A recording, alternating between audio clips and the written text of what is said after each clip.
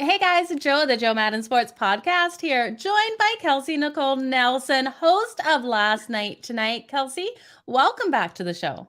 Thank you so much for having me. I love joining you, Joe, and you're making our gloomy Thursday here in Washington that much better with all the joy that you bring. So thanks again. Oh, thank you for coming on. There's so much going on right now. What is happening in Washington? Oh my gosh. So if you're on social media, you are probably seeing the hashtag sell the team Dan, sell the team Danny. Lots of hate going towards Washington Commanders owner Dan Snyder. And of course, being here in Washington, there's been a lot of talk outside of the January 6th committee hearings all about what's happening with the Washington football team. And of course, that investigation into the quote toxic workplace culture that was created. And I think a lot of people in Washington, Joe, they're just tired of this glooming, ugly cloud that continues to hang over this football team. Fans here want wins, but they can't even focus on winning because there's always something else going on, especially with this front office. And they're looking for that accountability. They felt like the findings in the report that the NFL did, no one was held accountable. So they're finally feeling like Congress is trying to hold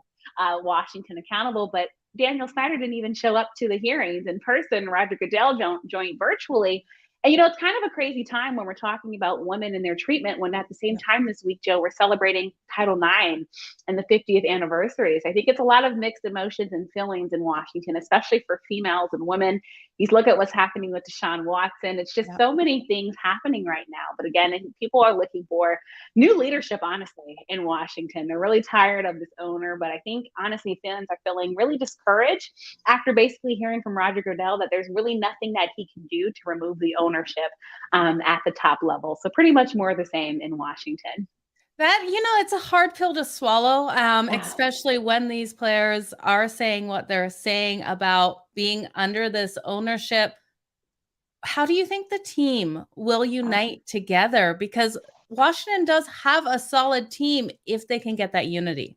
Yeah, we can get it's like we're not even talking about football in Washington. Before it was Jack Del Rio's comments that were very offensive to many people, not just here in Washington, but across the country. And then now it's the congressional hearings. And so, it's like you're not even focusing on the football field at play. Carson Wentz was a big story once upon a time, and even he's kind of dwindled into the foreground because of everything happening. But when you look at football, I think winning will hopefully help to cure some of the ails that fans are feeling. Washington, they're looking at this NFC East division. Lots of people talking about the Philadelphia Eagles and the great moves that they've made, and they look like they can make some noise. Cowboys fans are being Cowboys fans, Joe, saying they're going to the Super Bowl. Cowboys look pretty decent. But Washington's saying, hey, don't count us out. Washington had a solid offensive line last year. Defense, we're hoping that they can live up to their expectations on paper. And then honestly, we're hoping Carson Wentz is the promised man. We're hoping he can lead us, to the promised land here in Washington, because for a long time we've been going through this round and round and roundabout of quarterbacks, and no one's really landed. So this merry-go-round just keeps going on. So hoping that he can be the guy to bring everything together. Of course, hoping the receiver Terry McLaurin and the Washington core can keep going. But it's just like everything just needs to come together. The pieces are there, but now we need that glue, Joe, to hold Washington together. So absolutely, and hopefully, if Carson Wentz can stay healthy, and I say that because we know he is phenomenal, but he is injury prone. If he can stay healthy, you have a very solid team. We know Chase Young should be, fingers crossed, 100% healthy and on the field to start the season. How pivotal do you think he is to your defense? Oh my gosh, Chase it's not just what he does on the football field. And we know last season, of course, people wanted him to do a bit more, but he's also that vocal leader. Remember, the reason why people know Taylor Heineke, the big reason is because of Chase Young. When he turned that jersey around and pointed and said, Heineke in the camera, like that's the confidence he gives these guys, so young, but also leading on the football field. And so I think Chase is a crucial part for Washington fans. They're excited. We're seeing these pictures of him working out right now in Colorado, looking great, in shape, obviously wanting him to be 100%, but I think he really is a cornerstone of a Washington defense that, again, folks, on paper, they have some top draft picks. Now it just needs to all flow together. So if Jack Del Rio really wants to do something in Washington, this defense is going to have to prove itself on the football field while the offense is getting itself together. So Chase, and he's a fan favorite. I shouldn't remit that, Joe. Like everybody loves Chase Young here in DC. He's the DMV's own, from the area, born and bred here, and of course loves this football team. So I think with a healthy Chase Young, I do think Washington has a promise to potentially make some noise this season. Yeah, absolutely. He's phenomenal. I loved him when he was with my Buckeyes. You just can't Oh, not Joe, watch we this don't game talk again. Buckeyes. I went to Maryland. Y'all are enemies. Oh, but now you got Chase. So, it's definitely a good thing. What is your faith in Heineke if Wentz needs him to step in for a couple of games? Do you have the faith in him that Chase Young does? Oh my gosh. Taylor Heineke, I like him. I think he's somebody that gives his all. He wears his heart on his sleeve. There's a reason why we talk about the legend of Taylor Heineke. We remember that playoff game when he gave it to TB12 and that team in Washington almost did the impossible. But I think from Taylor Heineke, a lot of us feel like we've seen his limitations and we've seen his abilities. And I think we're really just thinking, is there anything left? And so I think we know with Taylor Heineke, Washington can be mediocre, but Joe, we're tired of mediocre in Washington. We want more. Washington fans, we haven't had a Super Bowl, Joe. Their last Super Bowl was the year I was born, and it was months before I was born. That's the last time we got to feel that type of presence with the football team. So we're really looking for that guy. Carson Wentz, there was mixed expectations about him, but people do feel like if he goes down, which they're hoping not, because already with Ryan Fitzpatrick last season, that was like a curse Washington fans felt like. We got excited about him, then boom, he's out of there. But we know Taylor can carry the load, but they don't feel like he's the guy that's going to get them over that hump and into the playoffs. I think in having longevity with this football team to potentially be a true contender, especially in the NFC. I would love to see you guys be contenders in there. I do think you have an opportunity. I think that you guys can challenge the Eagles. I think it's between you and the Eagles. I really do. I know the Cowboys are the favorite right now to take the division, but I think it's because public perception of the Cowboys still Oh my gosh, America's yeah. team. Still America's team. But the Cowboys, and especially there's some bad blood in Washington with the Cowboys, especially after last season. If you remember the whole incident with the benches and the benches being brought to the stadium, and then we know the antics that happened on the sideline. So those are games that Washington fans will be circling, and if they don't win any other games, they want to beat Dallas this year. And I think you're right. I think, the Eagles are going to potentially, I think the Eagles have honestly a good chance to make some noise. I think the only team you're not worried about in the NFC East, sorry, New York Giants fans, but it's the Giants. It just seems like they still are trying to get the recipe together, but they have all these ingredients, but it's still not tasting right, Joe. Yeah, it just is, and I feel for the Giants fans out there. Some big changes have to happen. We know they did get some great draft pickups. I'm looking for this team to make some noise in a couple of years. I really do think they're putting all of the elements in play. It's just going to take a little bit of time to get that team to where they need it, especially with your Commanders in the mix. Now let's talk NBA draft. NBA draft kicks off at 8 p.m. Eastern tonight. Are you covering this tonight, Kelsey? Yeah, I'm excited. For anybody that covers the NBA, the draft is fun. It's not just because a lot of talk. We all kind of know the top players that are going to be picked. But remember those diamonds in the rough, those jewels that no one is kind of really looking at that obviously go on to be really great players, i.e., the guy that we just watched be phenomenal and become MVP, right? But the Golden State Warriors, guys like Steph Curry, look at guys like Giannis Antetokounmpo. I mean, those are the guys sometimes that you're overlooking that become NBA greats. But of course, I think it's fun. We're also excited to be back in person, Joe. We know how we've had to be virtual because of the COVID-19 pandemic, but it's really fun to see dreams come true. And I think especially this year, seeing guys from the NBA G League, and then of course coming from college. And what a great March Madness we had this year. And to see some of those guys, get their shine tonight.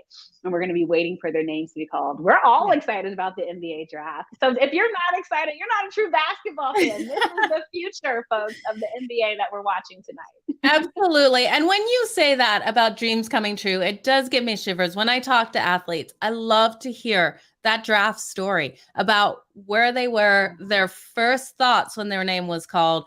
And for the guys that didn't make the official draft and were called after, who they talked to first, and the stories of calling their mothers, calling their fathers, you get goosebumps from those stories.